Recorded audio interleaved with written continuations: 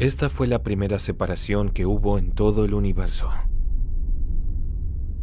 La luz de las tinieblas. Y desde entonces, esta práctica usada por el propio Dios se hizo y se hará presente hasta la consumación de los siglos. En toda la creación divina, vemos la marca de la separación, en los cielos, en la porción de la tierra, en las especies, en el tiempo. Todo reflejaba la perfecta armonía entre el Creador y la criatura, hasta que la separación, que expresaba un orden, se convirtió en distanciamiento. Así nació lo que separó y separa hasta hoy al ser humano de Dios: el pecado. Es difícil disociar el dolor cuando se produce una ruptura. Usted, que ya tuvo que separarse de alguien o de algo que amaba tanto, aún sin desearlo, sabe exactamente lo que eso significa. Nunca fue el plan de Dios estar separado de la humanidad. En el Edén, caminaba junto a Adán y Eva. En el medio del desierto, construyó un tabernáculo para estar entre su pueblo. Envió profetas. ¡Basta de idolatría! Guarden sus mandamientos, sus estatutos y sus decretos. Siempre en el intento de hacer que la humanidad se acerque a Él.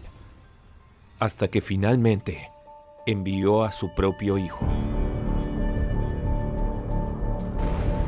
Y a través de su sacrificio, rasgó el velo de arriba hacia abajo e invitó a la humanidad a que se una de aquel del que nunca debería haberse separado.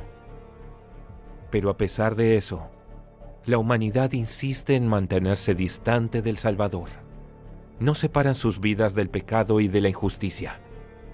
Rechazan constantemente la invitación a la santidad. Por eso, lo que fue hecho al principio, también se repetirá al final. La separación. Los justos de los injustos. La cizaña del trigo.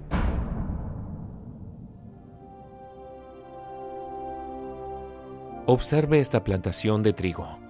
¡Cuánta belleza en este paisaje! Pero entre esas espigas también hay cizaña. A simple vista difícilmente podemos identificarla, porque su apariencia es muy similar a la del trigo. Pero el tiempo revelará sus diferencias. Aunque crezcan juntos, los frutos del trigo lo distinguirán de la cizaña, mientras que la cizaña solamente mantendrá las apariencias. Y es en ese momento en el que ocurre la separación. Así también sucederá en el fin de los tiempos, como Jesús lo explicó en la parábola del trigo y la cizaña. Entonces él le dijo a los segadores que juntaran primero la cizaña e hicieran manojos, y primero la quemaran. Mas el trigo lo recogió para llevarlo a su granero. Siempre me pregunté por qué a veces las personas de mala fe tienen los mismos o mejores resultados que las personas que hacen el bien. Y hoy lo entendí.